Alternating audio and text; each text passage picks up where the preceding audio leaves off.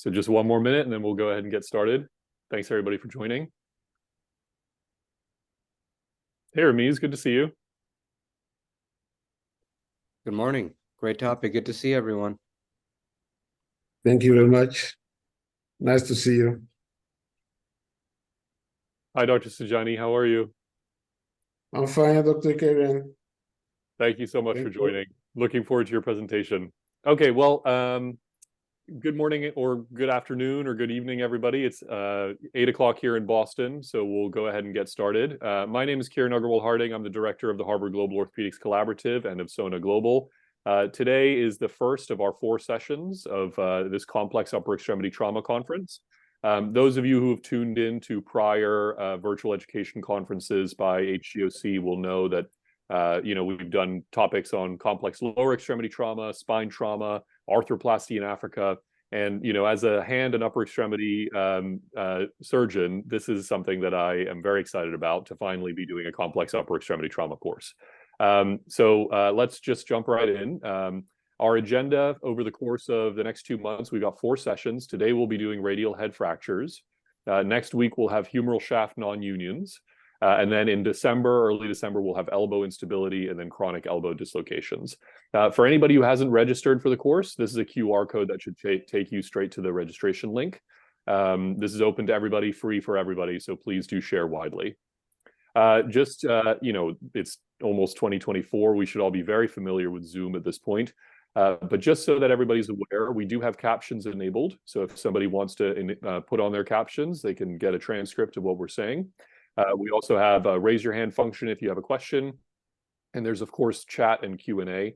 And we have a few of our co-hosts here from HGOC and SONA who are available to sort of field questions and bring you into the conversation. We want this to be a very sort of casual, open conversation for everybody today. We're just very grateful for you to join and learn with us today on a Saturday. So the course objectives for this complex upper extremity series is, of course, improve participants' knowledge of complex upper extremity trauma management principles. We really are trying to foster an international dialogue regarding orthopedic trauma care delivery, and really the ideas for folks from all different practice settings to share their ideas, their challenges, also their innovations and their triumphs. And lastly, but certainly not least, our objective is to motivate and support the young generation of orthopedic surgeons practicing in low and middle income countries. So as I mentioned, my name is Kieran Agarwal-Harding. I'm from Beth Israel Deaconess Medical Center, part of the Harvard Medical School affiliated hospitals in Boston. My co-course moderator, who will be moderating next week's session, is Dr. Carlos Prada, who's a hand and upper extremity surgeon from Santiago, Chile. This is our fantastic HGOC and SONA organizing team that have done everything from help pre-record the videos with the faculty to helping translate them, get them online, create the flyers, send the emails, everything. So really huge shout out to all the people on this slide here. Today for radial head fractures, we've got 2 fantastic cases lined up. The first one will be presented by Dr. Dorcas Chomba, who's a consultant orthopedic surgeon from Kenyatta National Hospital in Nairobi, Kenya. And then we've got another case by Dr. Paul Sidjani, who's originally from Cote d'Ivoire, but is currently working at Compassionate Evangelical Hospital in Mamou, Guinea. Both cases, I think, should stimulate a lively conversation. And our case discussants are from the Harvard system, Dr. Carl Harper, who's my colleague and partner at Beth Israel Deaconess Medical Center, and Dr. Chaitanya Mudgal from Massachusetts General Hospital. So today's agenda, we'll have this very brief introduction, which I think I'm almost running out of time for right now, but we'll move on very quickly to Dr. Dorcas's case presentation, a nice discussion, Paul Sidjani's presentation, discussion, then we'll conclude. Sorry, that's one of my cases. I will stop sharing my slides, and Dorcas, whenever you're ready, please go ahead and share your slides.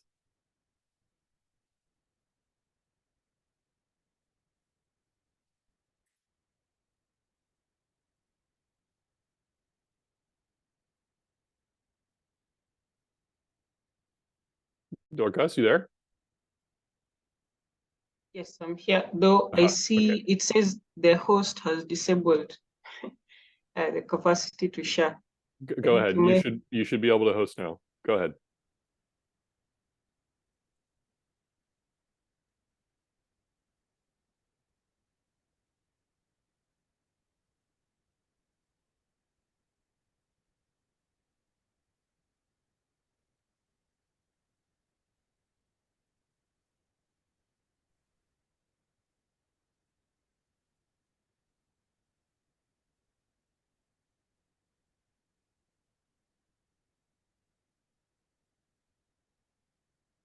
Can you see my screen? I can. Thank you. Okay. Can you make it big? Yeah, perfect. Yes. Excellent. Thanks, Dorcas. Go ahead. Hello, everyone. My name is Dorcas. I'm an orthopedic surgeon from Kenya. I work at Kenyatta National Hospital. That's there are two public referral hospitals. This is one of the two largest referral public hospitals in Kenya. So I'll be presenting a case. This is a 38-year-old male patient who presented to us on the 9th of August. He presented to us with pain on the right elbow and swelling and inability to move the elbow. And this was a patient who was involved in a motorcycle accident. So what you of note is that in Kenya, we do use a lot of motorbikes for public transport. We call them boda boda. Though he was the only pillion on that motorbike for that day, it's common to see such images in Kenya. And I think in several African countries, you'll see these many pylons on a motorbike. And what you notice is they are not wearing any protective gear. So when there is an accident or if they get hit by a vehicle or any other moving object, the injuries tend to be quite severe. On examination, his vital signs were normal. His ATLS protocol follow-up, there were no other injuries identified. His only injury was found to be at the right elbow, and the elbow was swollen but not tense. He was not able to move it, but this was mostly due to pain, and he rested it flexed and supported by the opposite hand. The distal pulses were present with the good cup refill. Sensory-wise, all the three nerves were intact, both and motor-wise, posterior interosseous nerve, median, anterior interosseous nerve, and ulnar motor functions were intact. So we look at the images that were obtained at A&E. This is our first image. Of note, I think we can all say the X-ray is not adequate because usually you would want to see the joints clearly, both the joint proximal to you and the joint distal to your injury. And you would want two good orthogonal views. But this is what we were given, and we decided to work with it. And I think what we can see, we can start with the first thing you notice is there's a proximal ulnar shaft fracture. Sorry. There's a proximal ulnar shaft fracture. There's a radial neck fracture. And the head is dislocated from the capitellum. The other important thing to look at when you're looking at these X-rays, which is a good idea to usually ask for the full form X-rays, is whether the distal radioulnar joint is intact or disrupted. So if I was asking the resident to report this, I think they will tell me you're looking at a complex montagia with radial neck fracture. I guess the question I'll ask for discussion later is how many of us will obtain a CT for this one? So for us, sometimes because of cost limitation or the patient is not able to afford, sometimes we just have to work with the CT scan, but we can discuss that later. So in terms of classification of what we've looked at, when you have these complex injuries, sometimes it's difficult to work out which classification to use. Do you use, if it's montagia, then we would use a BADO and expand on it using the Jupiter classification for the type 2s. But now you also have a radial neck fracture, and we know from the BADO classification, even the 4 that discusses a radial fracture, the reference of that radial fracture is a shaft fracture distal to the biceps tuberosity. This doesn't quite fit. So do you combine two classifications? Then you can say you'll combine the meson and the Bardo. I'll leave that for the discussion. So this patient was admitted on the 8th, and we took him to theater on the 9th of August. So these were part of our findings in TRAOP. As you can see, we opted for a Kaplan's approach, but we extended it a little bit. So we actually used two incisions, Kaplan's for the radial neck fracture and the standard ulnar approach for the proximal ulnar shaft fracture. So you can see the radial head was completely displaced, and this raises concerns of the blood supply to the radial head. As you know, usually the recurrent radial and the recurrent interosseous branches just go into the radial head from about where the capsule inserts. So when you have this kind of fractured complete displacement, there is usually disruption of the blood supply. The other thing of note is there was this small fragment on the medial side of the radial head. So with our setting, by the time you're going to theater, because we don't have our implants on the shelf, you must have decided your plan prior to going to theater. It's very few centers that will allow you to have the option of being able to change your plan on the table. So most of the time, because the payments have to be done prior to you going to theater, you've already decided, like, your plan is kind of fixed. So for this patient, with the x-ray we had thought we could plate, basically just do ORIF, and that was our plan, and we proceeded with that. So now, having seen this head sitting very far off the neck, we did consider replacement. So like I said, you don't have that option in TRAOP because these are things that have to be decided prior to you going to theater. Once we fixed the radius, an assessment of the ligaments, medially we were intact. The medial collateral ligament were intact.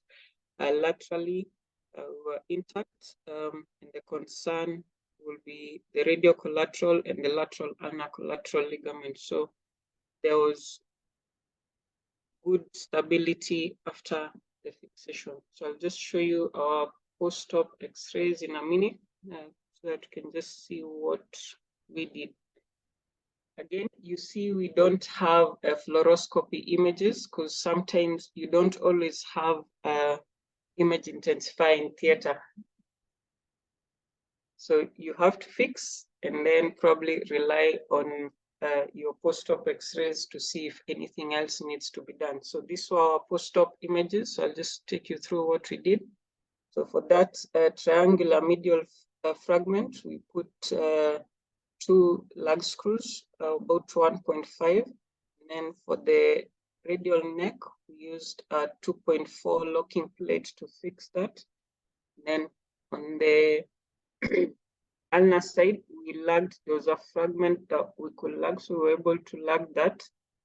And then we used metaphysial 3.5 locking plate. All these are at least titanium implants. As I said in TRAOP, we were happy with the stability. Post-op, on assessment of the neurovascular structures, they were intact, with concern always being the posterior interosseous nerve. We didn't apply a splint. We just used soft dressing. The patient was given adequate analgesics and prophylactic antibiotics and discharged on the 11th. We saw the patient 4 weeks later. At 4 weeks, this was our check x-ray. He had about -10 degrees of extension, 10 degrees of minus 10 degrees full flexion compared to the opposite side, but rotation-wise, he was able to fully pronate and supinate. So from this case, our take-home message, I think there is a lot we are going to discuss in the next session, but what we've learned, especially when resources are limited, is you must do a good clinical examination to establish all the injuries. So like I said, by the time you're going to theater, we don't have a lot of leeway to change our plan. So you must have done a good clinical examination, good history, good clinical examination, so that you make a proper diagnosis and a good plan. Definitely followed by having adequate imaging, and those are your proper X-ray views and any extra views you think will assist your managing, plus or minus a CT scan. Choose the most appropriate treatment that is available and affordable to the patient, and of course, early appropriate rehabilitation depending on the injury and technique of management. Thank you. I welcome questions and comments. Let's go back to the image with the X-rays, because I think that is what might elicit some questions. Thank you, Dr. Chomba. That was tough case. Carl, since I just saw your message, go ahead. If you have some thoughts, please jump right in. Yeah, so it's interesting. Journal of Hand Surgery published a technique called tripod technique years ago without any actual case data to back it up. And I thought that was interesting because at least where I trained, we all did that. That was just normal. It wasn't called tripod technique. It was just how we fixed radial head fractures. Utilizing 2-4 headless compression screws sort of placed circumferentially around the radial head. I have found it to be an excellent technique. It's a little bit faster than putting on a plate on. It certainly places the posterior interosseous nerve at less risk, and you've got more than adequate stability. So for this fracture, I'm not sure I could have done as good a job as Dr. Dorcas, but at least for the radial head, what I probably would have done in this case is use 3 or 4 2-0 headless compression screws placed around the radial head margin, traversing the fracture site and just sort of engaging that far cortex, but not penetrating it.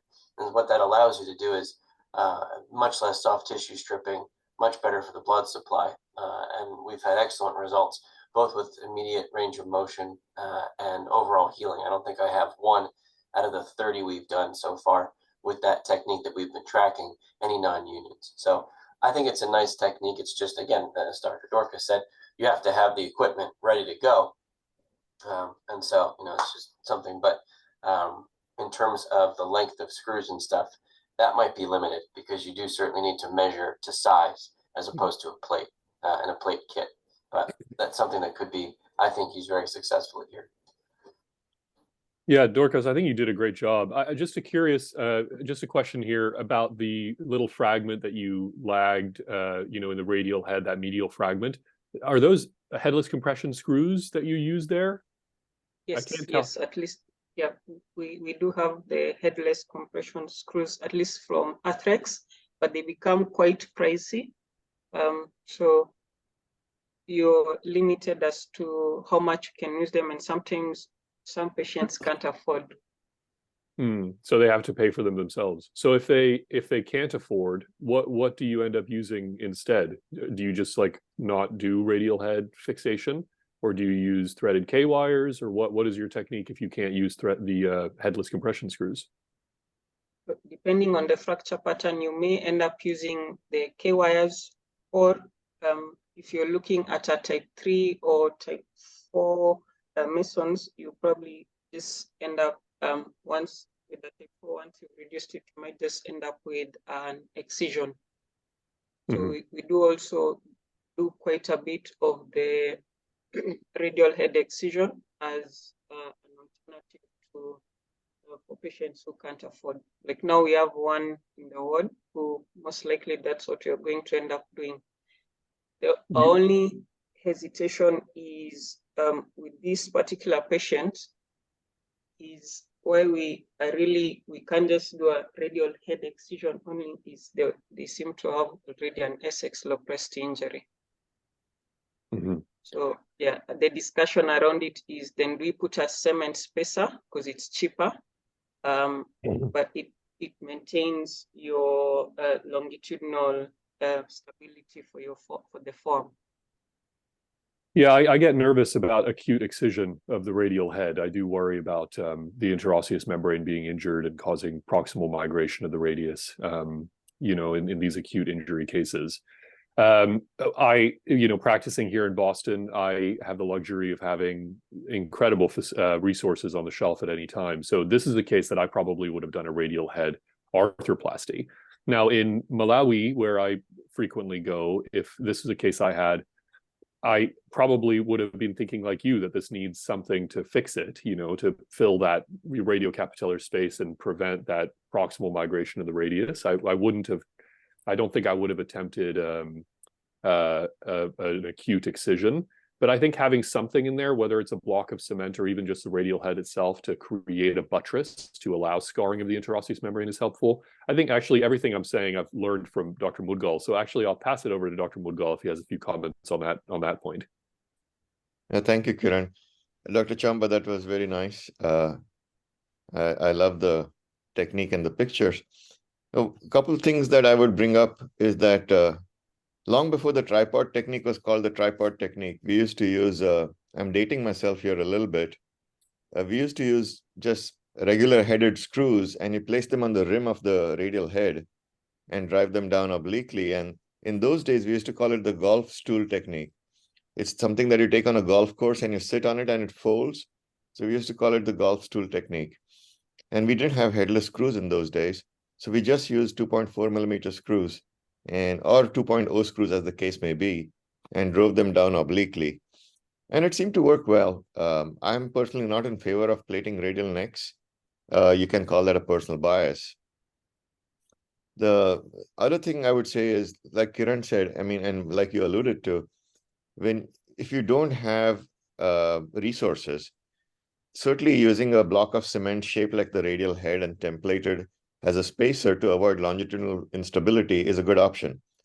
The other option is this very intriguing concept that was published in the Journal of Shoulder and Elbow Surgery, where they restore the radial head to its normal dimensions, but because you may not have a plate available or whatever, you just put the radial head back as a spacer and you leave it there, accepting the fact that you will have a non-union. And all it's doing is giving you longitudinal stability. So those are my thoughts on that. The only one last thing I would add is I have a personal preference to put plates on the ulna on the dorsal aspect, because this is a injury with the radial head having dislocated posteriorly and the ulna angulated apex dorsal.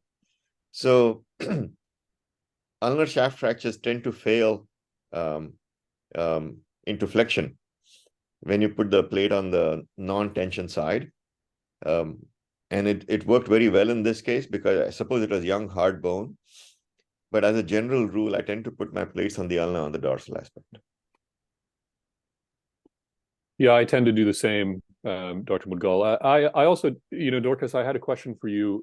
What was the order of operations? Did you start with the ulna and then go to the radius, or do you start with the radius and go to the ulna?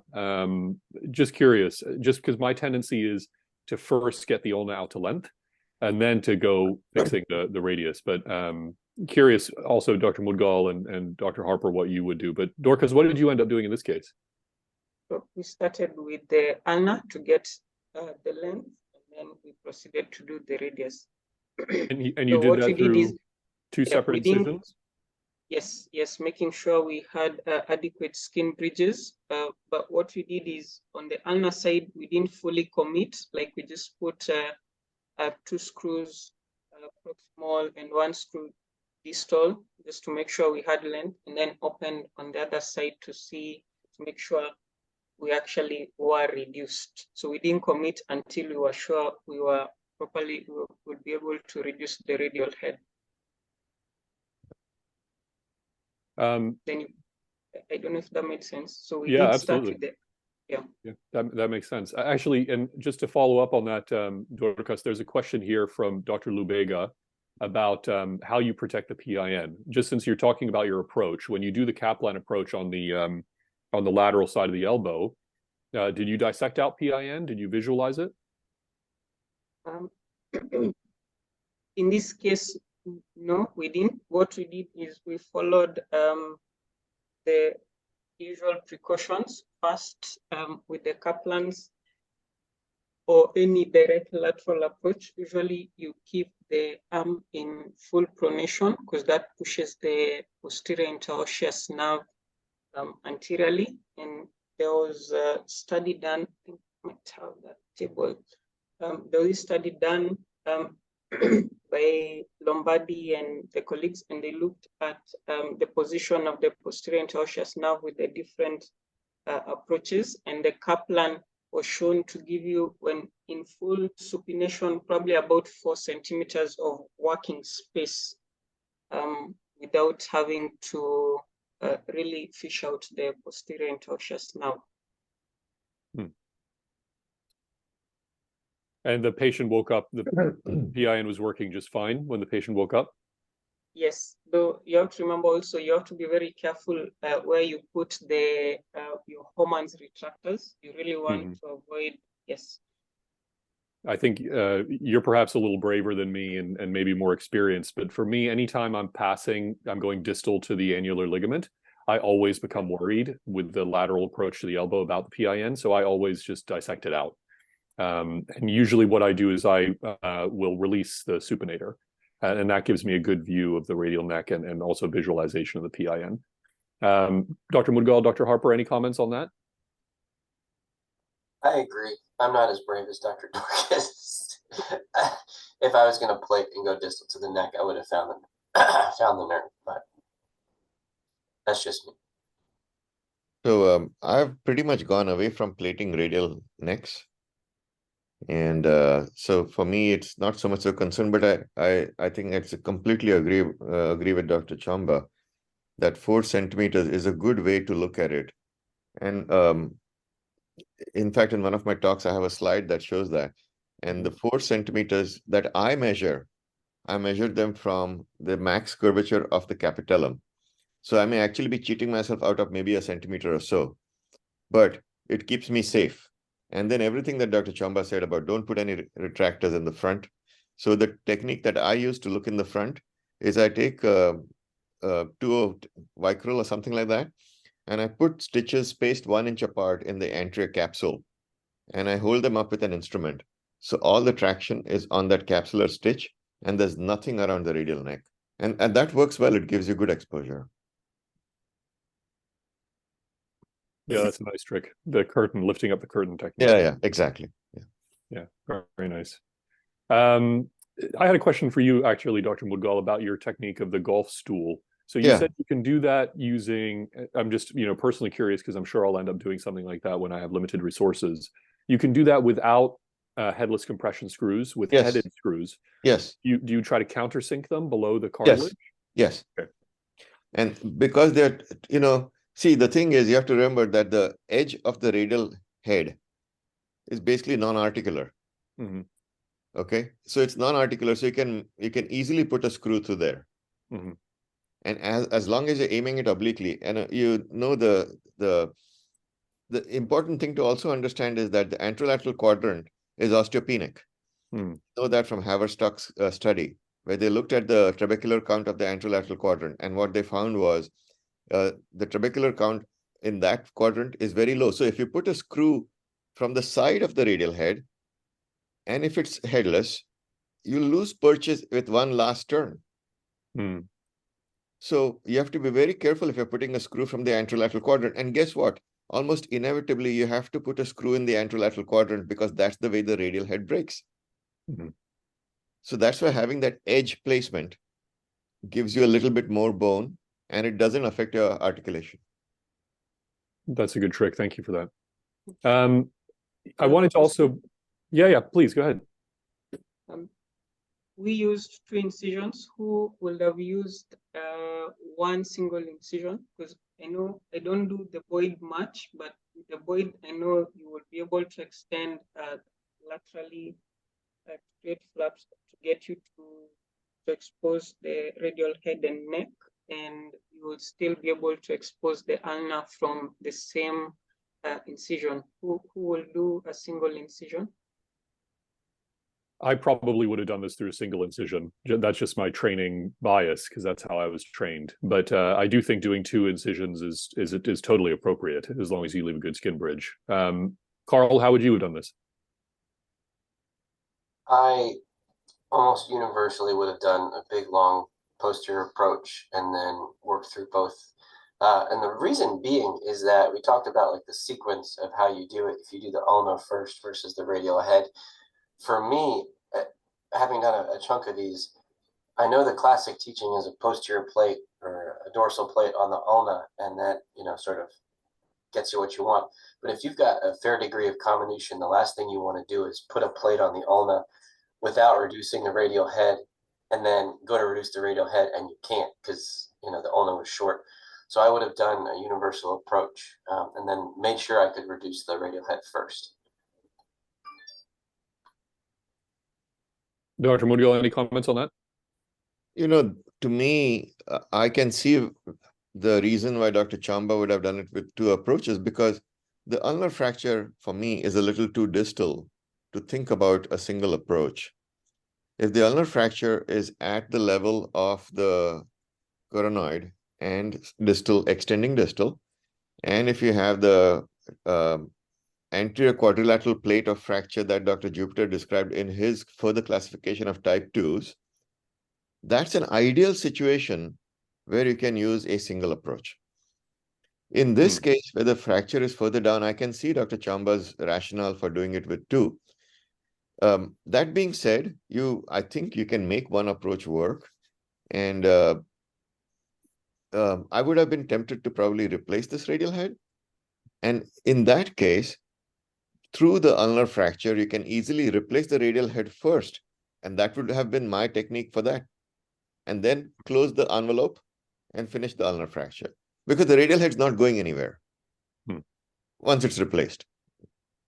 Yeah, I have sometimes in these very traumatized ones, especially the ones that go posterior, when you do the posterior approach, the radial head is just sitting right there looking at you, so you can usually get to it without having to go separately.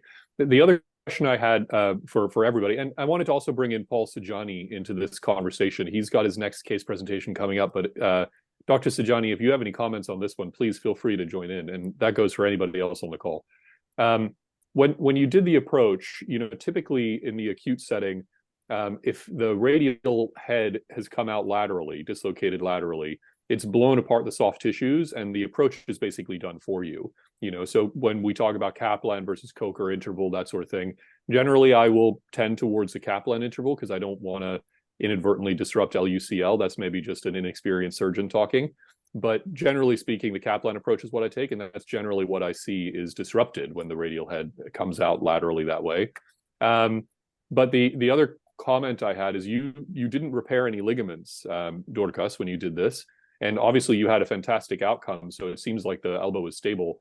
I normally find that the ligaments are disrupted on that lateral side when there's a dislocation, so I normally do repair LUCL, and I do it with suture anchors. And I'm just curious, Dorcas, if you had decided to fix ligaments, if there were ligaments to fix, how would you have done it? And then the second part to that question, just tying in something that Dr. BTL Banda from Malawi has asked, do you repair the annular ligament? And that's a question to all of you. But Dorcas, if you could start with that, like, repairing ligaments on the approach, how would you do that? After the fixation, I find that the elbow is unstable. Yes, we would want to repair the ligaments. In the private setting, we might have the suture anchors, but in the public setting, most likely if we didn't ask for them, or because of cost limitation, the patient is not able to afford, then we are probably going to just drill holes and pass sutures through the bone and tie that through the bone. A primary repair, if we can, we're able to see the remnants of the ligament.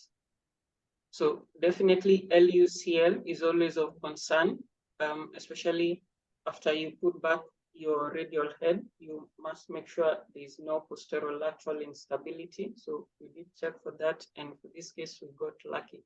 As for the annular ligament, it depends. If I can see the ends, yes, we do try to repair it. In this case, we didn't repair for this one. This one, I have to be honest, we didn't repair for this because we couldn't see the ends properly. But if I can see the ends, yes, I do want to repair all the ligaments in the same sitting. Any other comments from any of the other faculty on that? Kiran, the one thing I would say is, and this is an important take-home message for everyone, in the setting of a fracture, dislocation of the elbow, no matter how bad your radial head is, if you can't repair it or replace it, please don't excise it. Because that is really asking for trouble down the line, if not immediately after. If you feel that the radial head is non-reconstructible, leave it there. Focus on getting ulnohumeral motion back. In 3 or 4 months, you can work on the radial head and do whatever you need doing. If you wanted to excise it later, that's fine. Allow a chance to get longitudinal stability back. If you excise this radial head as a primary thing in a fracture dislocation, it's very likely the elbow will be globally unstable. And so actually, there's a question in the comments that I think fits in perfectly with that comment you just made, Dr. Mudgal. Open fracture, missing bone, big chunk of radial head is missing, say in a gunshot wound, for example. Would you put like a spacer of cement just to hold the, and would you then plan to remove that radial head cement spacer in the future? Or have you in some cases left it in there? So this is something I learned from South America and in India also. You can take a 4.5 millimeter screw from the regular set and you put the cement blob on it. So it acts like a stemmed radial head implant. And you can put the 4.5 millimeter screw down the radial neck and it's a stable implant, which can then be taken out at your convenience. You cannot leave the radial head there indefinitely. I mean, you could, but the modulus of elasticity of that cement and the capitellar cartilage is so different, it'll just erode it predictably. That's what I worry about. I mean, in Malawi, a lot of the patients I've operated on there just disappear, right? They never come back ever again for follow-up. So putting something in there that I would plan to excise, I would really worry about. I mean, if you were able to take whatever's left of the radial head, even if it's disvascularized, and stuff it into the radiocapitellar space just as a space filler to protect the longitudinal, stability of the radius.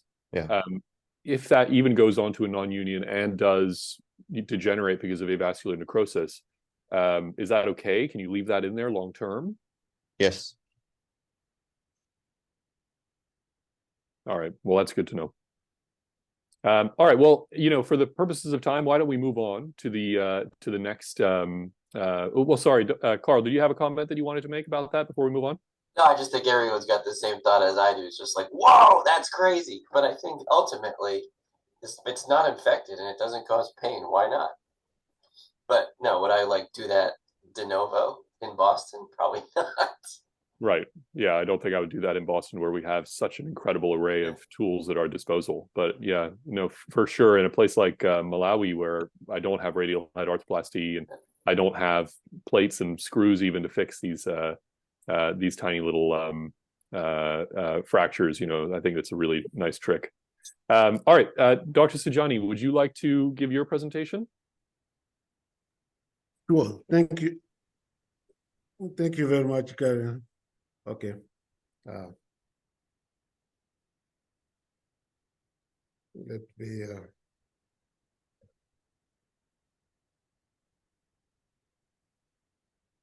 Okay.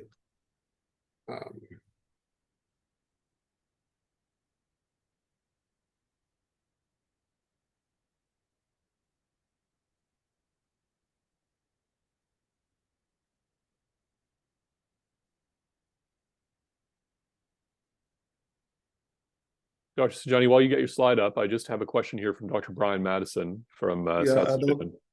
Yeah, please Yeah, take your. I want to share my screen. Are you able to? Oh no, maybe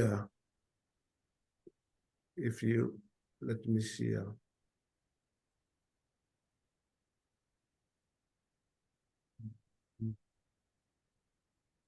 While you pull it up, let me just ask Dr. Madison's question to the panel.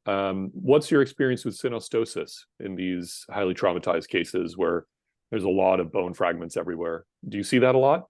How do you deal with it?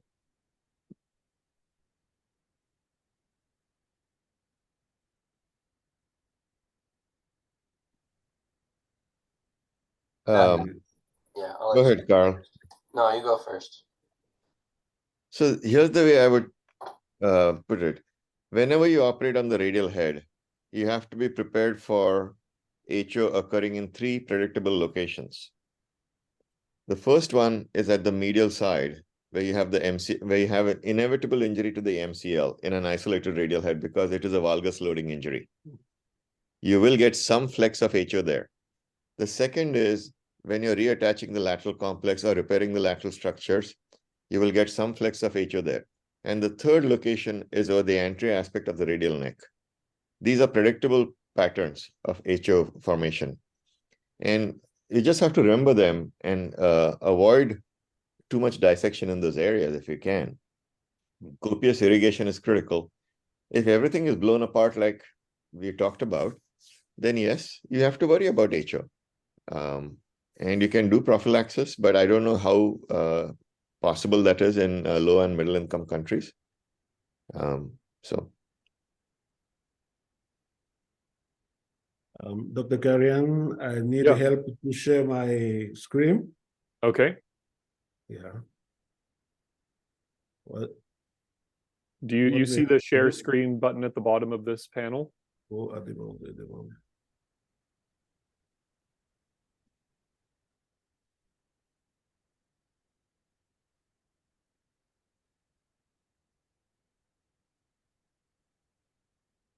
This is my slide. I don't know if you see it. No, we can't see it. You have to click on the share screen button at the bottom of the Zoom thing. Are you seeing it? No. Not yet. No. Oh, sorry.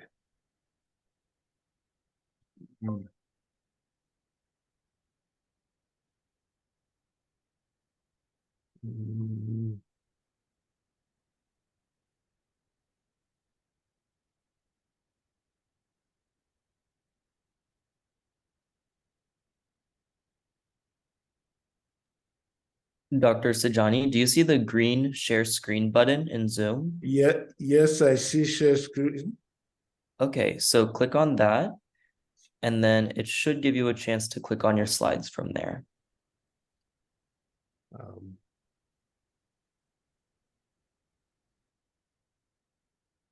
Yes.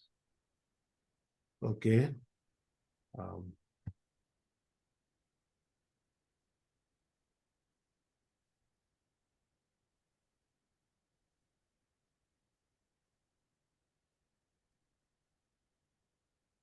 There we go. Now something's happening. Okay. Something's happening. There we go. Yes. Dr. Sidjani, we see your slides. Please go ahead.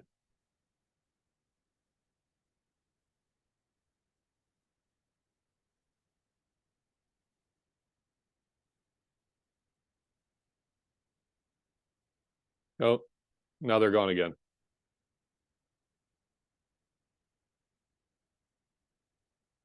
Do we lose Dr. Sidjani? Seems like we may have lost him. Oh, there you are. I think you're muted, Dr. Sidjani.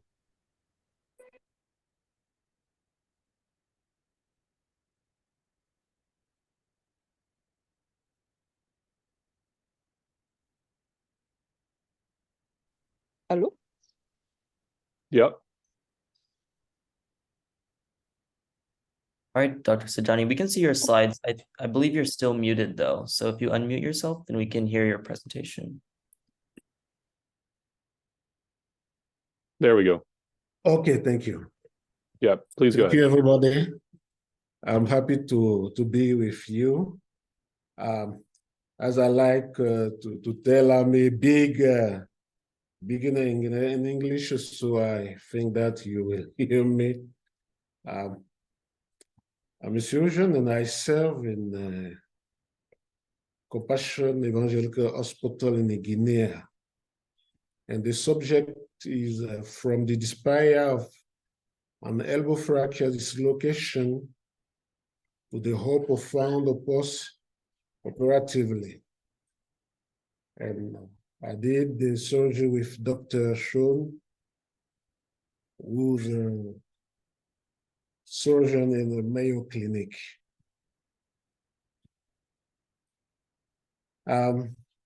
It's a terrible trial. Elbow dislocation with a fracture of coronoid and radial head. These are difficult to treat and can cause severe impairment of function. Treatment of elbow fracture dislocations requires specialized knowledge, techniques, and devices. If these are not available, we need to improvise. That is our case here in Compassion Evangelical Hospital.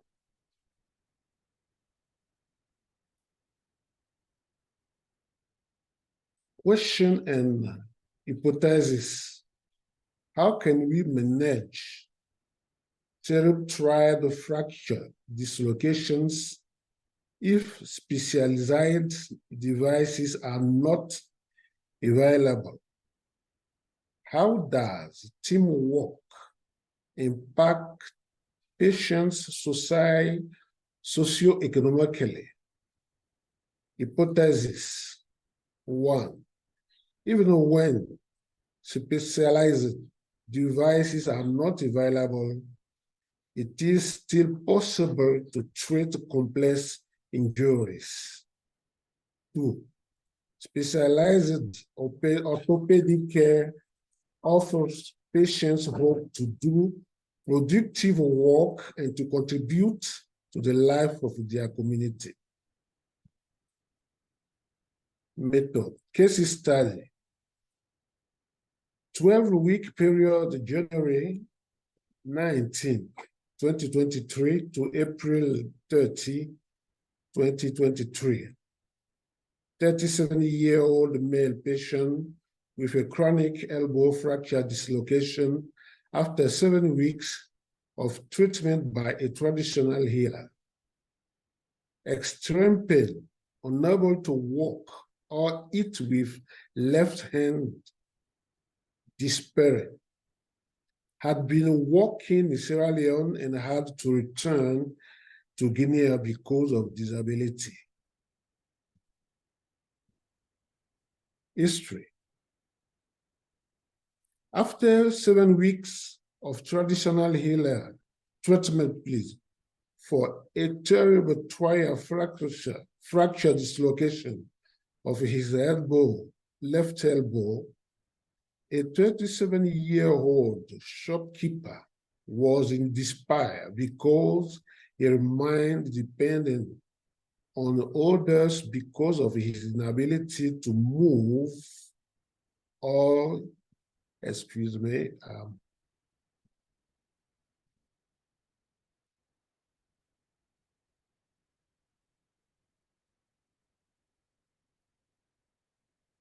yes, okay. I lost my, okay, yeah, thank you. Let me repeat. After 7 weeks of traditional treatment for a terrible trial fracture dislocation of his left elbow, a 37-year-old shopkeeper was in despair because he remained dependent on others because of his inability to move or use the affected elbow even to eat. He learned of the a viability of specialized elbow surgery at the Compassion Evangelical Hospital in Imemu, Guinea, and went there to seek surgery that would change his life and his view of a fracture.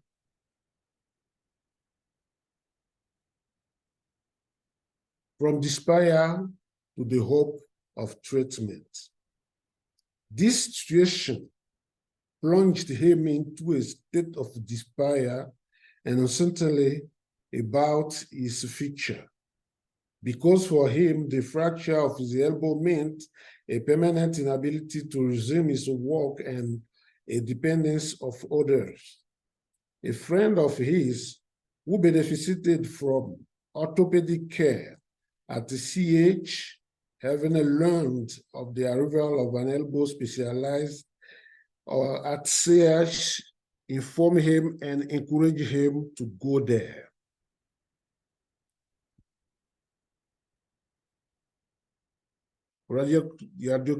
Radiographic diagnosis. Radiographic examination revealed a cerebral triad injury with a chronic left elbow dislocation, as well as nominated fracture of the coronoid and the radial head and the neck. The radial fracture was comminuted and unfixable.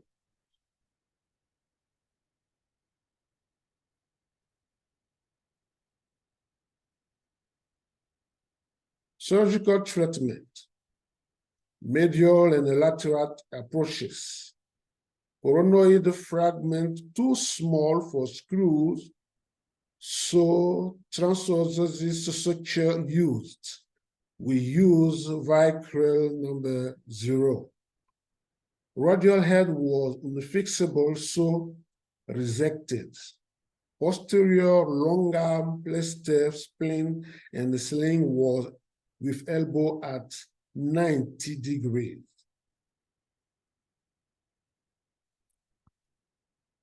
"12 days post-op subluxate in the splint, new plaster splint with elbow flexed to 100 degrees.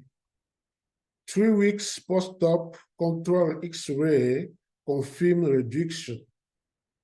Began rehabilitation with no extension past 90 degrees.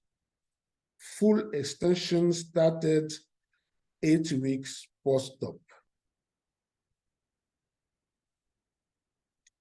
3 months post-op, active flexion and extension. Full return to work. Hope recovered. The patient goes about his professional activities before the trauma and therefore realizes himself, overcomes the normal tensions of life, accomplishes productive work, and contributes to the life of the community. Take-home points. Priorities in treating elbow fractures. Principles about elbow stability. Global health implication of elbow fracture and dislocation. Take-home points. Priorities in elbow fracture. 1, prevent infection. 2, obtain soft tissue closed. 3, restore the diaphysis and metaphysis. 4, restore articular structures. 5, maintain articular congruence. 6, maintain joint motion. Maintaining joint congruity is a higher priority than maintaining motions. Second take-home point, principles about elbow stability. The main bony stabilizer of the elbow are coronoid primary and radial head secondary. If both are fractured, at least one of them must be restored. If this is not possible, The elbow must be immobilized in a stable position and motored until scarring provides stability. Either the coronoid or radial head must be intact or rigidly fixed for a stable elbow. Third take-home point: global health implication of elbow fracture and dislocations. World Health Organization defines health as a state of complete physical, mental, and social well-being, which does not consist merely of the absence of disease or infirmity. The missions of the Sign Fracture Care Program is to restore limb and livelihoods. Elbow function is essential to hearing, a living, eating, personal hygiene, and dignity. Hope and significance. He has resumed his professional activities, drives his vehicle himself, and is delighted that he has regained the use of his elbow. He thought he would have remained disabled all his life, but now the availability of an elbow specialized has given him hope and restored his left upper limb. He can take care of himself and his family.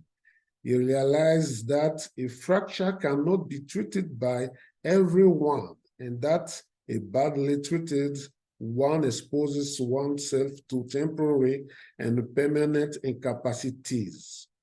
For him, who have to see the bone specialized to hope for better recovery of his fractured limb or segment.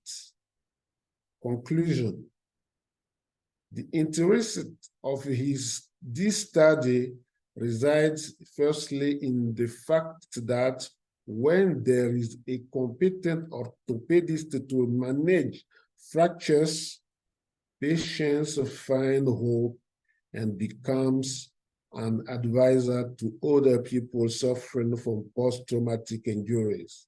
Then, it lies in the fact that contact with visiting specialized allows less experienced surgeon to learn and acquire skill like me.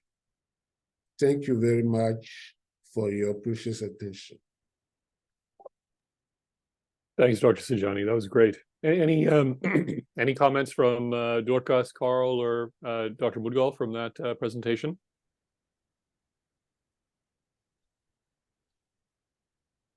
I appreciate what Dorcas presented, and I learned much more, a lot of, because here the problem I have, I'm the only one orthopedic surgeon, and our elbow surgery is installing, and the Dr. Sean came last January and helped us to begin to do it. So we have no adequate implants. Like this case, we have no prosthesis of a head, radial, and we just removed the head of a radial. So thank you, Dorcas, for your presentation. Yeah, thank you indeed. And thank you, Dr. Sidjani. I think you also covered a lot of interesting comments outside of just elbow surgery, which was very nice. You know, one question I had for the group related to this is, you know, even in Malawi and Ethiopia and in many countries that I've visited, you know, many patients will not see a surgeon because there's so few surgeons available. I sometimes struggle for my colleagues who work in limited resource settings, who do not have surgical skills, who see a lot of injuries like this, to give recommendations about what to do. Now, if you were practicing without the ability to do surgery on this patient and they came to you acutely, could you have just reduced the elbow, splinted them, and then just counted on them becoming stiff but stable? You know, granted, they probably would not have had full pronation supination. You know, I think the problem really in this case is that it was a chronic instability because it was never reduced, never appropriately immobilized. Any thoughts on that? So when I first started my career, a lot of these were treated with close reduction and casting. Mm-hmm. Splinting is not something that we would do simply because you cannot trust either the splint material or the patient or both to follow your guidelines. So a cast was felt to be more durable. But the problem with the cast is it lulls you into a false sense of security, thinking that the reduction is going to stay reduced in the cast. Mm-hmm. There's a caveat to that. If you reduce and you cast, you have to confirm a concentric and congruous reduction on day one and follow that every week radiographically. The problem that we did face, much like low and middle income countries, this is going back 40 years, is patients have the cast put on and think it's all good. And they vanish into the never, never land, never to be seen again. And then you're faced with something like this 4 or 5 weeks down the line. So there is that. You have to emphasize, if you do the casting thing, you have to emphasize to them what they can expect and hope it gets through. The other comment, we're seeing a lot of comments in the chat about radial head excision. Dr. Sidjani, I think you made the right decision in this case to excise the radial head. And I think in a chronic case, the learning point that I would like to emphasize here is, in a chronic case, you can count on the interosseous membrane scarring down to a certain extent so that there is not instability of the radius relative to the ulna, causing proximal migration if you were to do a radial head excision. So that's why doing a radial head excision, I think, is the right move and probably was very effective in this case. But I would avoid doing it in the acute setting, because during these injuries, you can get disruption of the interosseous membrane, which can then allow for migration of the radius proximally if you do an acute radial head excision. Is that fair, Carl? How would you expound on that in any way? Thank you. I agree with everything you said. There's a couple sort of nuances that I think we can touch upon. The first of which is the idea of a subluxed or frankly dislocated elbow being able to be close reduced at 2 weeks, 3 weeks out. My experience has been that's very challenging. We take care of a chunk of patients who, for whatever reason, come in with dislocated elbows, many of which have been, they actually come in from the southern border and then get sent up here. So I've had 4 in the last year whereby the elbow was out for 3 weeks. And we have the luxury of being able to take them to the OR, but they were frankly irreducible. And then when you do a big open reduction, there's a 5 millimeter rind of scar tissue between the trochlea and the distal humors, and there's just no way that you're going to be able to reduce it. So I think I'm very wary about even trying a close reduction, because I don't think it's going to work. The second of which is, even if you're in a resource limited environment. So when I first started, I actually was lucky enough to go out to Mayo for a month, and I just hung out with Sean O'Driscoll.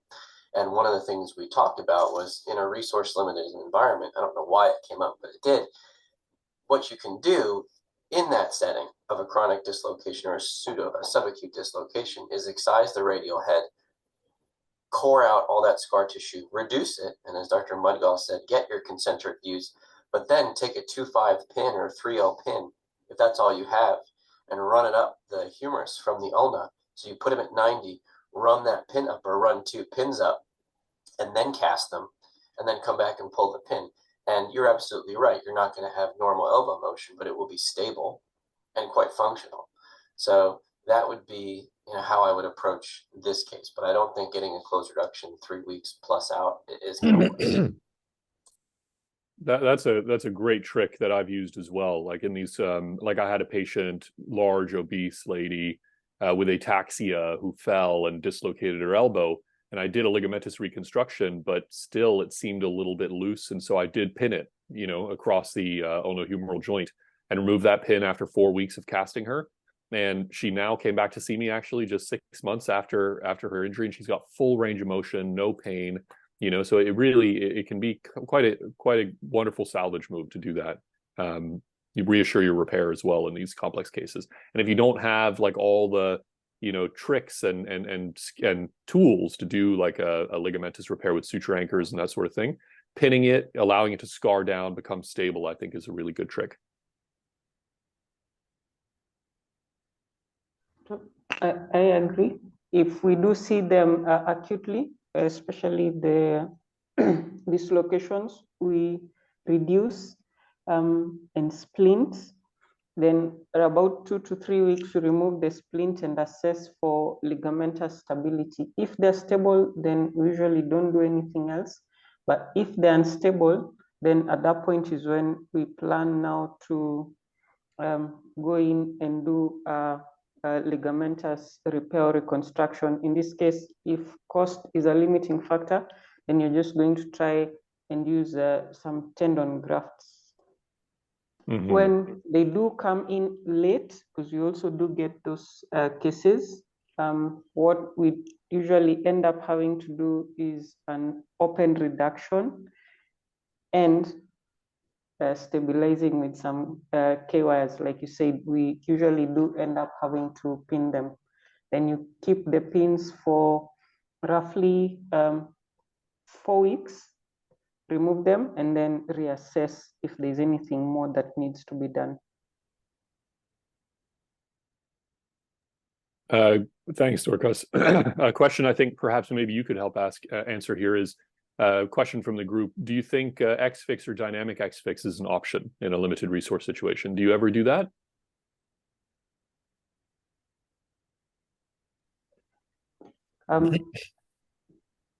The only time we use the external fixators, and our external fixators, we do have the, I would say we do have some Elizarovs, but they are also quite expensive. So you probably just have the simple external fixator. And a lot of times, because some centers lack the rod-to-rod clamps, you probably are not going to be able to make a good modular construct. So we rarely use external fixators unless you're looking at open fractures or very comminuted fractures, and you're just trying to hold everything in place like some form of ligament ataxis.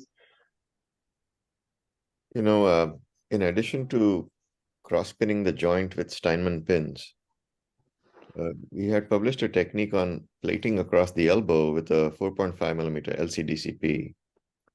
And that's a good way. It's an internal fixator. And it's a very good technique for these neglected dislocations if you can't get adequate stability. And the case in which we described it was someone who was very obese and had a very heavy arm. So and came from far away. So I could not trust this person with an X-Fix. So we put an internal fixator, and I've used that on multiple occasions, and it's a very good technique to know. And it can be done in resource-poor, resource-limited environments, because usually a 4 or 5 LCDCP is available literally anywhere. So also is a Steinmann pin, but once you had a couple of them bend on you, and then you struggle to take them out, you will approach that technique with a little different flavor. Yeah, and it would be horrible if it broke, Yes. Then it's a disaster, right? Yes. So, I mean, I've heard different thoughts for what to do about that. I mean, one is you drive it out through the back. So if it does break, then you can pull it out from the dorsal aspect of the humerus proximally, and then also from the dorsal aspect of the ulna distally, if it were to break intra-articularly. I mean, that's obviously a hand surgery trick that we always use. You go through the cortices on both sides so that you can pull the pin without losing it intra-articularly. Now, in the case, so I've done that in Malawi, that's something I've done a lot in cases where I don't have a lot of resources to fix these things. In the case that I was just describing, this large obese woman, I casted her. I actually drove the Steinmann pin up, and I did not go out through the cortex. And when she came back, it was interesting. The pin had loosened, and there was actually a little bit of flexion extension. And I was panicked when I saw that. I thought, my God, she's broken the pin. but I got an X-ray and it was actually toggling inside because she was so osteopenic. I don't know if that's a good thing, but it was holding it enough to give some motion. So I'm not sure. Like maybe driving it through the far cortex would have actually caused her to break the pin, because that little bit of motion in her big heavy arm would have broken it. But because it was not there, it was just toggling inside the metaphysis of the humerus, and that prevented it from breaking. I don't know what the answer is. It's just my recent experience. Yeah. No, you have to work with what you got, right? Mm-hmm. So if all you had was Steinman pins, then you work with them and it just works smart. That's all. Right. Well, we have a few more minutes. Do you guys have an appetite for a few more cases, or should we end it there? I can throw a few of my cases up just for quick lightning round. Sure. I have a few minutes and then I have to leave at 9:15. Okay, that's fine. No problem at all. So let's just run through them. So here's a case that I had. This 24-year-old gentleman fell while playing basketball. Dislocation was reduced at the scene. You can see, I think, from this X-ray that the patient had, some ligamentous injury, LUCL. You can see a shadow of that being avulsed here. And you can see that the patient has a radial head fracture. But when I first saw these X-rays, I didn't think much of it. Comments from Dr. Sidjani, Dr. Chomba, Dr. Mudgal, Dr. Harper. How would you have approached this? What would you have thought?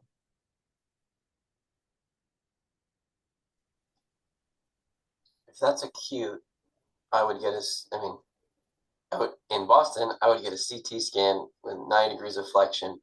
And if it looked halfway decent, I would be tempted to just treat it as a complex dislocation, cast for 3 weeks, and then get it moving, especially in somebody that young, being concerned that he may develop some stiffness or a synostosis. But that would be my move. I think that's very smart. We did get a CT scan. This was a CT scan. Bit of weird cuts here. Unfortunately, these are the most representative ones I could find. I think what you see here is that there is a chunk missing of the radial head. It's sitting sort of on the radial neck here. I went back and forth with this guy, saying like, should we leave it alone? Should we go in there and fix this? It seems like it could be a relatively large piece. He's a pretty elite basketball player who wanted really good function of his elbow. And I was worried that if we left this radial head piece, it could heal down where it is and cause a blocked pronation and supination. Thoughts from the rest of the faculty? Is that a reasonable thought? Is this something that you would have left alone? What would you have done? Would you have operated on this patient, seeing what you see here? What's his forearm rotation? I missed that. Well, this was acute. So he was very, very swollen, very heavy arm. So, I tried to numb him up and move him, but, he had maybe, if I can remember correctly, 30 and 30 at that time. No firm block that I can see, but he was big, heavy guy. So it was really hard to tell, to be honest. And do you have any axial views? I probably do. I'm sorry, I didn't put them on this one. That's okay. Yeah, it shows about what it showed is about a third of the radial head was off. Okay. I mean, it looks like it's located in an area where it would cause a block to rotation. And I think it would be reasonable to address it surgically. Dorcas, what would you have done? So if I can get the CT, I'll have gotten the CT. If not, and I just had the X-rays, I will have probably gone in and assess that fragment. If it's very small, then I'll excise. If it's a big piece, then I'll try and fix it, and then also assess the ligaments and see what else needs to be done. Yep. We also talked about fragment excision. So this is what I ended up doing for him. The fragment was actually enormous. I ended up taking 3 headless compression screws. It was much, much bigger than I'd expected from the CT scan. And I did sense that it needed a ligamentous repair. So you can see here, I repaired the LUCL, and then also the mobile wad. I reinserted that with 2 suture anchors there. And you can see my 3 screws here. It was also, there was a radial head component. I don't know if I did this on purpose, but I tried to almost cross the fracture a little bit to give a little bit of that tripod kind of fixation. I don't know if my technique here was as good as what was described by Dr. Harper and Dr. Mudgal. But this is 2 weeks post-op, and this is now 3 months post-op. I actually just saw him, and you can see that he's developed quite a lot of HO, but he's got excellent range of motion from 0 to 140 degrees, like almost symmetric with the other side. And he's basically got symmetric pronosupination now already 3 months out. Now he's an athlete and he can hyperextend on the other side, and he really wants his hyperextension back. So I'm going to keep him in physical therapy working on that. But any thoughts? Dr. Mudgal, you'd mentioned a little bit of HO that forms at the MUCL that avulses off of the medial epicondyle. The anterolateral aspect of the elbow, you can also get trauma there and HO there. Because he's got such good motion, I did talk to him about potentially if this were to develop a synostosis, but because he's moving around and so active, I'm not too worried. Is this something that you would worry about? No. I mean, in the interest of full disclosure, I didn't know about this case. The locations of the HO that I described are based on what we've seen over the years. And this case just kind of fits the bill. Yeah, exactly. And the only thing that I tell patients is that the HO and the anterior aspect of the neck may cause a slight terminal limitation of rotation that's not functionally relevant. Yeah, he's extremely happy with his pronosupination already 3 months out. Very, very motivated guy. So I'm quite pleased with this one. But I talked to him. I said, if we had left it alone, I wonder if he would have had that good motion if that piece had healed down on the neck and prevented that rotation. So anyway, just a case of mine. Here's one more quick one. So this is a 29-year-old girl, fell from a bicycle and had this radial neck fracture. This is how she showed up acutely. She was blocked in the emergency department, and they tried to look at a range of motion. No firm block that they could find, and pretty good motion in the emergency department, limited by pain. What are the thoughts from the audience? Is this something that you would fix automatically? Is this something you would watch? Dr. Dorcas, Dr. Sidjani, is this something that you would operate on or leave alone, or how would you treat this?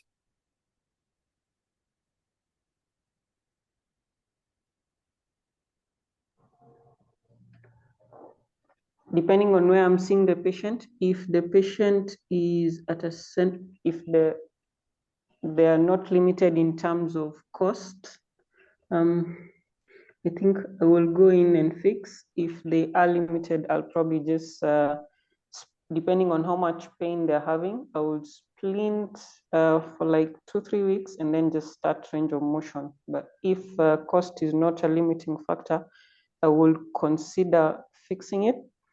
I haven't tried this, but I've been looking at it, the modified Martenzu technique, where you just run wires down retrograde without having to open the fracture site, to just lift the head and hold it in place until it heals. Yeah, I've seen that done a lot in pediatric cases. So you would operate on this just based on what the x-ray looks like?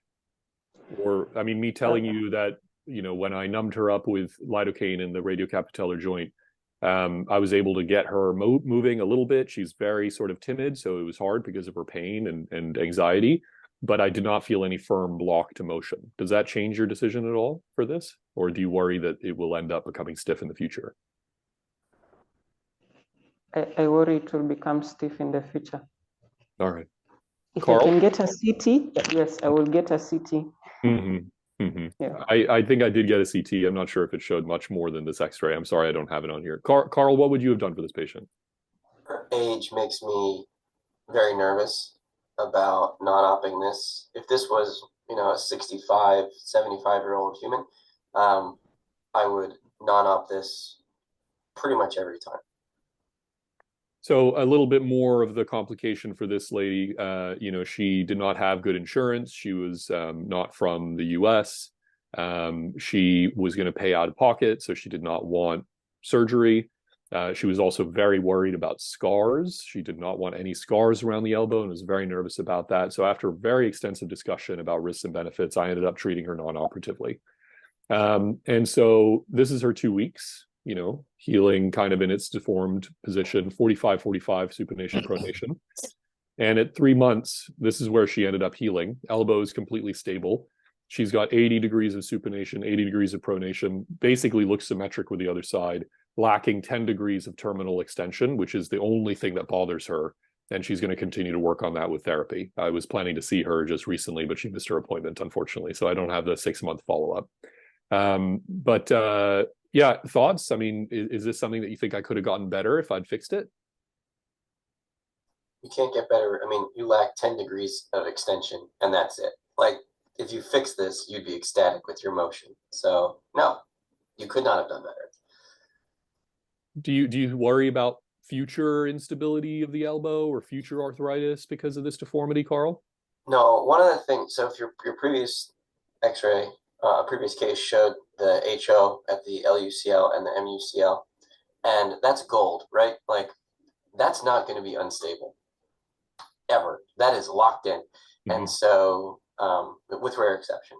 And so, no, I think once you get a congruent joint and it stays congruent in the first, 3 to 6 weeks, the elbow wants to be stable, and those ligaments will ensure it as such. Now, if you have a subluxation or something that doesn't look quite right on x-ray, which is what I was worried about with this, just because we didn't get true laterals, that's a different story.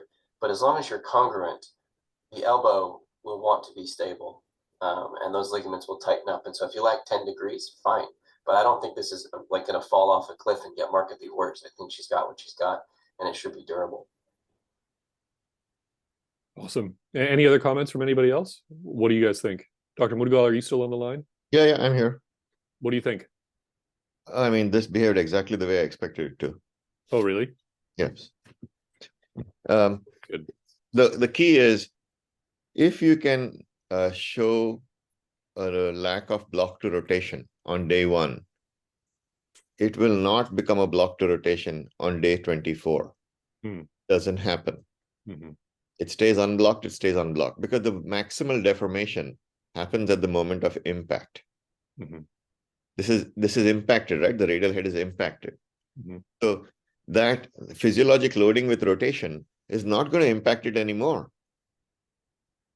So if you can prove lack of block to rotation on day 1, you're fine. It's not going to be perfect, but then again, if you were to fix it and give it a good looking x-ray, you don't know if it's going to be perfect either. Right. Exactly. And that's the conversation I had. This patient required a little bit of tough love, because the pain, the stiffness, took a lot of patience to get to this 3-month follow-up, and a very good occupational therapist who was very dedicated.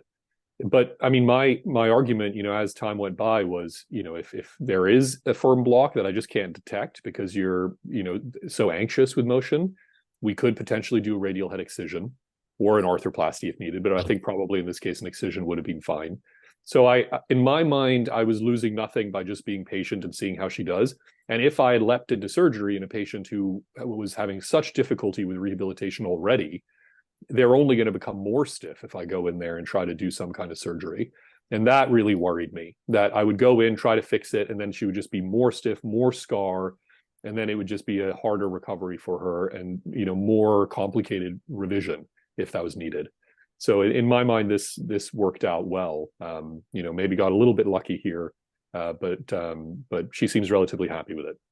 So one of the things that I've done is, when I see people on the first day, first week, first 10 days, and they can't show me that they can't show me good rotation, I will tell them point blank, I'm giving you 1 week to come back and show me good rotation. Because if you don't, then I'm going to recommend an operation. And it's remarkable how motivating that can be. Yeah, that helped, actually. I did something similar with this patient. All right, one last really quick case. So this is a 39. Kiran. I got no problem, Dr. Mudugal. Thank you so much. Thank you. All right, so last quick case as we finish up in the last 5 minutes. This is a 39-year-old gentleman fell while rock climbing. You can see the radial head is actually sitting here in his ulnar humeral joint. This is after the reduction. You can see the big chunk of the radial head, and the radial neck fracture extends quite distally. Here's a CT scan showing that big chunk of the radial head here, fracture extending all the way to the radial neck. Ulnar humeral joint was relatively well lined up here, though. This is a bad, terrible triad in my mind.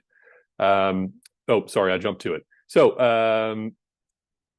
Dr. Dorcas, since this is quite similar to your case, is this one that you would have tried to fix, or you would have excised? What would you have done in this case? First, because this usually a high energy injury, I'll also get x-rays of the whole limb just to see how the distal radioulnar joint is. I think this one I will go in with the view of replacing, or at least putting a spacer into, because this is acute. So I'll try and put a spacer, remove this fragment that's right behind. But if it's big enough to fix, and cost is a limitation, I might try to fix. But looking at where it's sitting right now, I think that that will be causing problems. So this is one I'll go in ready to excise and replace. Yeah. or put at least some form of spacer. And also intraop, I will try and test for the interosseous membrane just to see how much it's shifting distally. Yeah, I think those are great points. So what I thought for this patient is certainly an operative case in my mind. I opted for a radial head replacement, and I chose a long stem here that bypassed that radial neck fracture because I was worried if I used the traditional shorter neck, it would pop through that fracture, and I didn't want to dissect down and put a long plate or try to do something with the neck. I just thought I'd bypass the whole thing with this long stem, which I luckily have the advantage of having available in my institution. You can see here the two ghost tracks at the dorsal aspect of the ulna. That's where I drilled up to the coronoid and sutured down the anterior capsule. And then that gave incredibly good stability of the elbow. And with the radial head, it was very stable and worked quite nicely. This is the patient at 6 months follow-up. No pain, doing great, lacking a little bit of full extension and some flexion, so a little bit stiff, but full pronation and a little bit lack of full supination. Just curious if anybody thinks that I could have done something different to get better motion in this patient, or was that sort of the horse was out of the barn a little bit because of the severity of the injury? What do you guys think?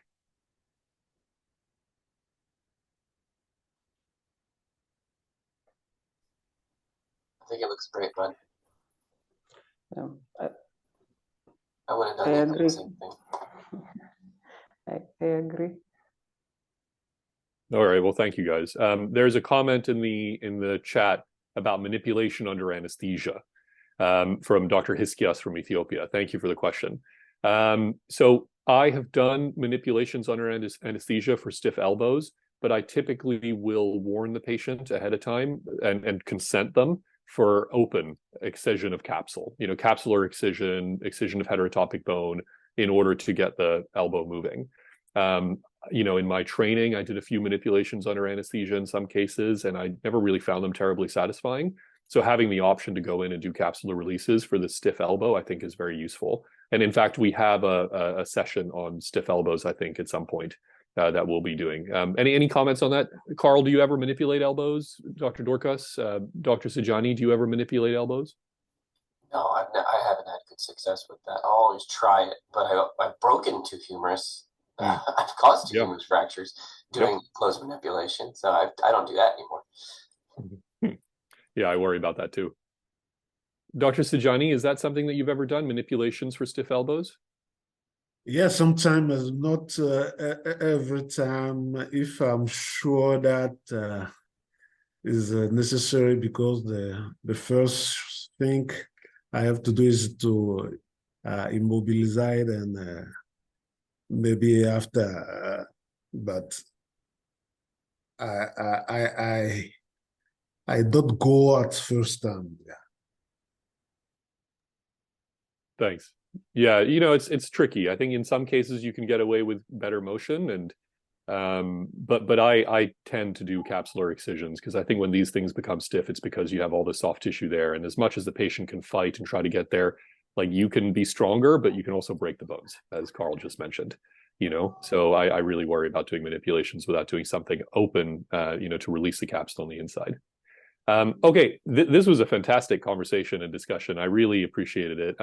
We'll just do a quick conclusion here. Thank you all to our presenters and faculty, everybody who attended today. We had well over 100 people for almost the entire 90 minutes. I think it's fantastic. It just shows that obviously the elbow is the best joint of the body, and thank you all for joining.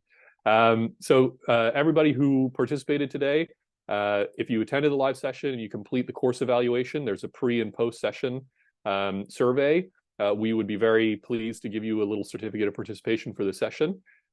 We also have upcoming sessions.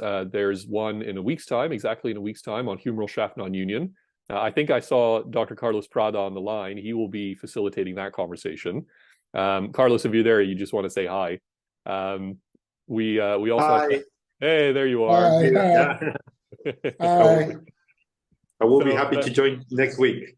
Awesome. Thank you so much, Carlos. Looking forward to that. Hi. So our faculty will be Dr. Pierre-Marie Woolley and Dr. Ken Rodriguez, discussing some of these humeral shaft non-unions. We'll also have a few cases to present, which will be announced shortly. Thank you so much for joining. Please send us your comments and questions. Please give us your evaluation. We just want to make these things better. Thank you so much, everybody.